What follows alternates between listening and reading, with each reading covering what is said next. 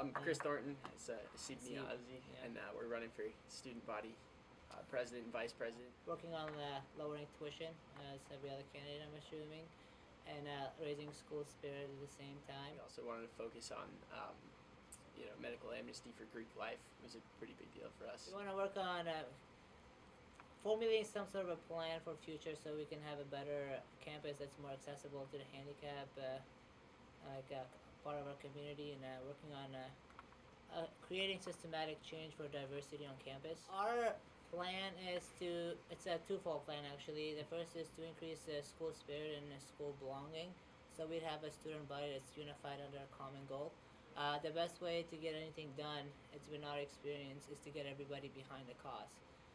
And if the student body is proud to be a part of UNH, then they're more apt to act on different goals. And one thing we want to do is get 8,000, 10,000 students up in Concord, because the best way to put pressure on legislature is to get a huge number up there that says, we're not happy with what you're doing right now, and we want to get that pressure on the legislature to, increase our funding, just to, so we're not like starving over here. Our touchscreen keeps going up every year, and it's ridiculous. That should not be happening. So the second part of it is sort of our approach to dealing with the administration. Like I said, I worked full-time for 3 years after getting out of high school. So, I have a lot of experience with adults in the workforce, and I sort of understand how they perceive things. And I feel like a big problem that the student senate has with getting things done at UNH is that the administration doesn't really connect with them. You know what I mean?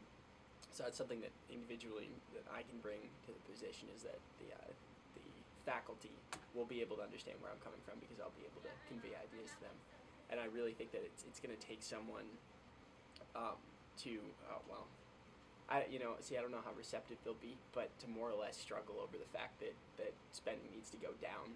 When I hear tuition is going up thousands of dollars every year, and we just built a $50 million building, to me those two things don't line up, and something's got to change. We've talked to 6, 8 different Greek houses, and a common thing that comes up is medical amnesty for Greeks.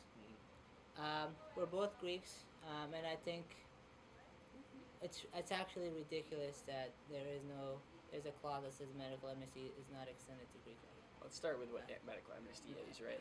Medical amnesty is that if you're out partying with your friend, and your friend gets to the point where they're in danger, and you call 911, neither one of you gets in trouble for it, because you might have saved their life. You know what I mean? That doesn't apply to Greek life. We just feel like it should apply to all students, and this may not be a difficult thing to accomplish. It may just be something that hasn't really been considered, or it's misunderstood. So, the big deal is going to be to bring it up to the administration and be like, here's why we think this is an issue. I think part of the myth is that the Greek life has the stigma of being over the top partiers, when in reality there's philanthropy, when there's like community service. They're the leading group on campus that creates the most community service hours, and they should not be treated for one stigma because of it, and it should be extended to everybody. Okay. Yeah. Greek organizations produce leaders at every level, and it's something. They produce people that make UNH look great after they graduate. It's something that should be fostered, not something that should be, punished. Last storm we had was really slushy, because we don't have enough money to get enough workers out there to clear the pathways. The roads were so bad that I was walking behind somebody near the Library Hill, and they were in a wheelchair trying to go up this slush, and it was not working. It was heart-wrenching to see this guy struggle, and then finally I asked him if I could just push him up, and he was like open to that option, and so I pushed him up the hill. But that should not be happening. Some things, it's like simple things, getting more money to the people so they can clean up better after storms. Our campus is built on a hill, which makes it very difficult to get anywhere. You can't get to the mob coming from Fairchild side, which is absolutely crazy. So it's simple things, getting the administration to have a little more care about these people. It's crazy. That should not be happening at a school like this. That's especially again, it's something that's just sort of not considered or misunderstood. Something that just needs to be brought to their attention. I'm sure.